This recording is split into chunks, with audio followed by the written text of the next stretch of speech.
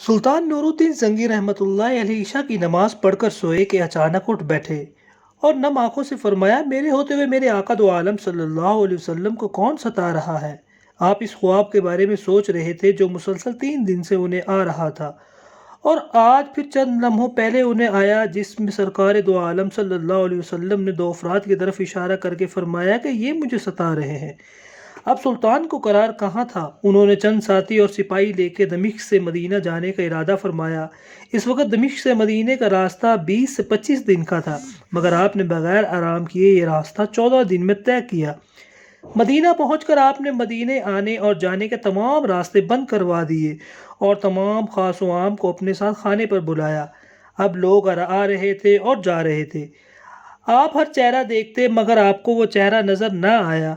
अब सुल्तान को फिक्र लाहक हुई और आपने मदीने के हाकिम से फरमाया कि क्या कोई ऐसा है जो इस दावत में शरीक नहीं।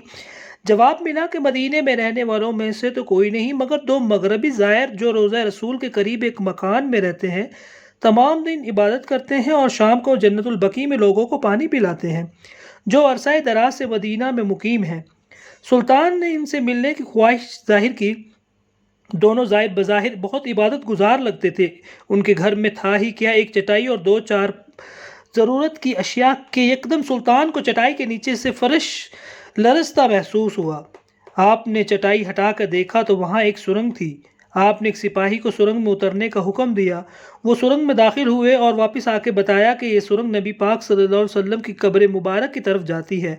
ये सुनकर सुल्तान के चेहरे पे गैज़ व गज़ब की कैफियत तारी हो गई। आपने दोनों ज़ायरीन से पूछा कि सच बताओ तुम कौन हो। हील व हुज्जत के बाद उन्होंने बताया कि वो यहूदी हैं और अपने कौम की तरफ से तुम्हारे पैगंबर सल्लल्लाहु अलैहि वसल्लम के जिस्म अक़दस को चोरी करने पर मामूर किए गए हैं। सुल्तान ये सुनकर रोने लगे। इस वक्त इन दोनों की गर्दनें उड़ा दी गई। सुल्तान रोते जाते और फरमाते जाते कि मेरा नसीब कि पूरी दुनिया में से इस खिदमत के लिए इस गुलाम को चुना गया। इस नापाक साजिश के बाद ज़रूरी था कि ऐसी तमाम साजिशों का हमेशा के लिए ख़ात्मा किया जाए। सुल्तान ने मेमार बुलाए और कब्र अक़दस के चारों तरफ खंदक खोदने का हुक्म दिया, यहाँ तक कि पानी निकल आया। सुल्तान के हुक्म से इस खंदक में पिघला हुआ सीसा भर दिया गया। बाज़ के नज़दीक सुल्तान को सुरंग में दाखिल होकर कब्र अनवर पर हाजिर होकर कदमैन शरीफेन को चूमने की सआदत भी नसीब हुई। मज़ीद इस तरह की वीडियोस देखने के लिए इंडिपेंडेंट पॉइंट के पेज को लाइक करना और यूट्यूब चैनल को सब्सक्राइब करना मत भूलें। आपके प्यार भरे कमेंट्स हम खुद पढ़ते हैं।